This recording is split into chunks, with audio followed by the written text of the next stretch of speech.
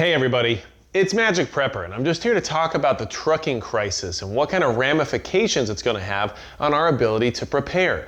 This crisis will bring more SHTF type scenarios with it as the trucking industry affects every single part of our daily lives, which is why this is such an important thing to pay attention to. Understand that when the trucks stop running, our lives stop running. And this is a big deal on why SHTF can happen overnight if things don't get better in this department, okay? Right now, diesel is on average $5.65 a gallon around the United States, and that is very high. And of course, in some states, it's much higher, but that's just the national average, which means every single truck on the road right now is facing extremely high fuel prices in order to keep things up and running. And with oil right now circulating around $120 a barrel, at least according to WTI crude, it's not going to get better anytime soon. In fact, I think you can expect oil to keep going up for quite a while, which means these fuel costs are going to get higher and higher, okay? The trucking industry is responsible for transporting up to 70% of all the goods in the United States.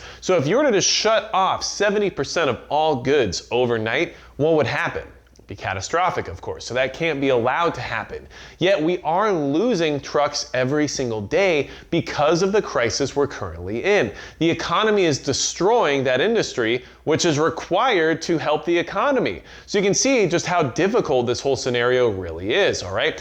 Trucking is often the target of excessive regulation, and we know there's lots of regulation placed on trucks and truck drivers, which makes the industry that much more difficult to make profitable. And so these small owner-operator businesses that are running all around the clock, trying to get you and I the goods that we require, are taking the largest hit when it comes to how drastic this economic situation really is, okay? Inflation, rising fuel costs, and changes in consumer spending is pushing the trucking industry in a downward spiral, all right? And that is going to cause more and more problems for both you and I. We need things in order to be better prepared. We need access to food. We need access to equipment. We need access to the ability to defend ourselves. Everything on this table right here came to me from a truck at some point in time. And yet we're talking about an industry that is losing steam in many ways. And this is not a good sign for the way things are going, all right?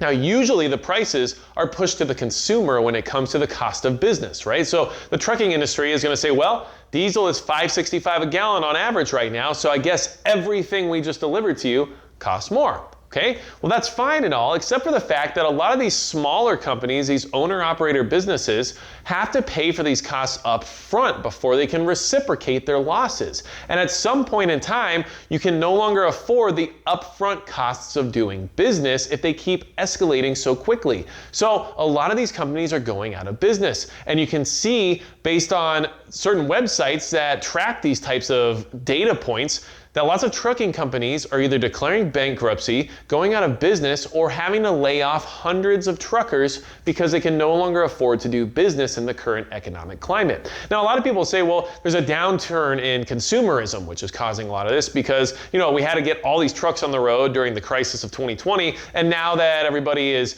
calming down and having less disposable income, there's just not as much demand, so the trucking industry has to contract as it has many times in the past. But unfortunately, this whole thing is more wound up with a lot of other economic factors than just consumerism, which is why it's such a difficult scenario and why it's so dangerous in the sense of what it could lead to.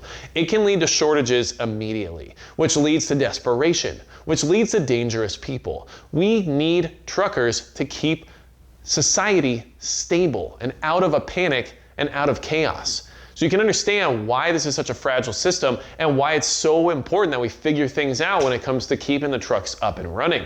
Now, of course, amazingly, this all ties in with a very strong push for autonomous trucking, right? Who needs drivers when you can just send the trucks on their own using computers?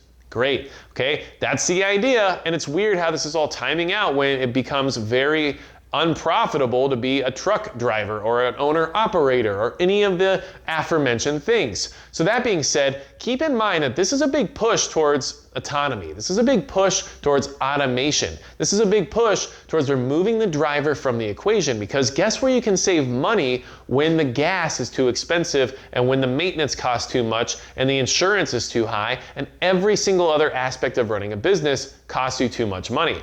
You can save money by cutting labor. And that's exactly what they're going to do, which causes its own problems in the sense of laying off a huge amount of the workforce, which then creates a whole nother dynamic of desperation, which creates a whole nother level of unemployment and people who no longer have the means to pay for their daily lives. And that just creates a bigger cycle of economic instability. So this whole thing doesn't really necessarily have a happy ending, but we have to pay attention to it, because without the trucking industry, we cannot be as prepared as we need to be, and we're also not as safe as we would like to be based on what that industry could actually cause in the sense of your regular human behavior, which we all know can get very dangerous when things are tough.